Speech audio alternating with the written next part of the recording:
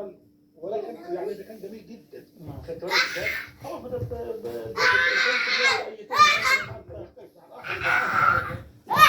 الأحوال أفعال المذموم طائرهم، أبو حذيفة شر الناس في الدين. أما شكرت أبا رباك من صغر حتى شببت شبابا غير محجون، اللي هو غير مدرك يعني. المهم أبو حذيفة الوجه فيه جمال، وكان مرادف الأسنان اللي هو يعني ملامح ترادف الأسنان يعني أفعل، ولذلك هي قامت جايبه له حتة إيه؟ الأحول وربطتها بالأفعل، يعني زودت من عندها إيه؟ هذه. طيب هل في مواقف بعلاقته بالله سالم مثلا؟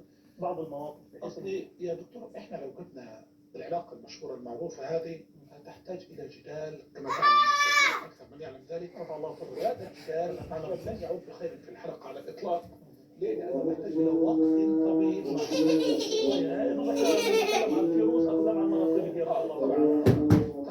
قد قامت الصلاة قد قامت الصلاة. وحسب إسلامه وجاهد وسكن الشمس صالحا.